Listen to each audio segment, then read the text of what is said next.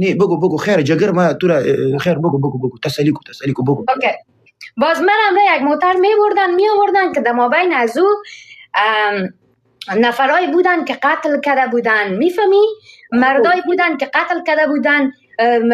قاچاق مواد مخدر کرده بودن. از رو گریه نکن تو رو به خدا. ما دل مرا مشناسی تو رقم بلاستی ما باقی خاطر رو نمیکنیم. ویدیو تو را دیدیم از این خاطر استوری را میشناسیم تو را. بگو.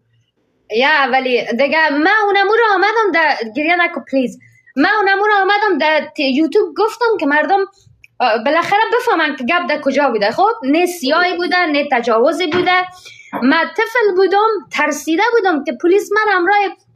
20 نفر قاتلا در یک بس می آورد تا پلیس استیشن،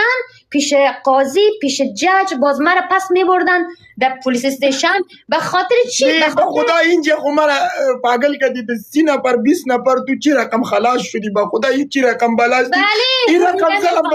ای خدا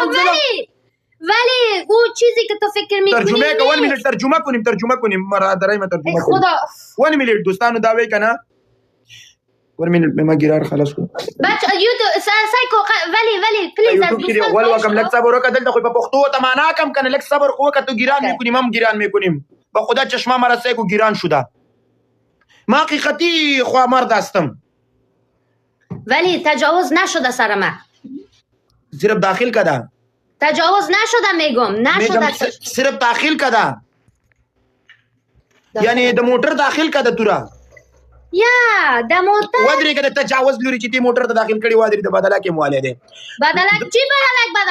بدلک یعنی یو بل ته خبرې کړي صرف ته یاد کړي ودرې د بدلک یعنی دوستان ترجمه صبر خلک ترجمه غواړي تراشه تی وکوته راشه والله هغه خجینه ده چې په خپل خپل کې خده زما په خپل ولا بدی ښکاری وادي راشه تی وایو ترجمه کړه صبر وکړه زما خبر خو نه چې زه ترجمه کوم زه خو تجاوز نیم کړي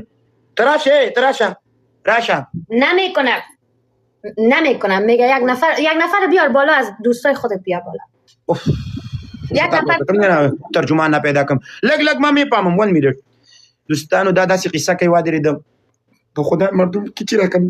ولی تو ریشخندی میکنی سر من دا د مور غوږ باندې ډول ما دلته سړی لوري دلته پرشتیا ګیران میای ته وای ریشخندی میکنه نه اینجا گریه میکنم وضعیتم خراب شده تو ریشخندی وضعیت واقعا ته په انسان سخت دی کنه ځکه وضعیت خرابېږي دې چل دوستانو کنه تو ریشخندی میکنی ولی مړه لري که یاره خولې وغم دلته اوس دې نه دا جړه دلته څنګه راخېږي راوخېږه د خور غول دې په لینده ولم راشه یو بالټۍ اوبه دې راوڅڅېږه و چې دلته ورته جړه وکم بیا ومني ولی یوټیوب چینل ما هست یاره ستا په یوټیوب چینل کې مې چا وکم لږ صبر وکړه دا خلک په هلته په پارسي نه پوهېږي تا په پارسي ولې په اردو نه په پښتو ورته ترجمه کوم که نه دوستانو دې چل دی که نه دا څه وایي خبرې ته مې غوږ کېدل ده وویل زما د خپل خاوند سره جنګ جګړه راتلله او بیا ما غوښتل وادي وریده چې خپل خاوند ته داسې یو پلانونه جوړ کړم وادي چې زه ترې جدا شم که نه یا بیا داسې چل وادي چې دا یو ګاډي ته خېجولې او په هغې کې 60 کسانو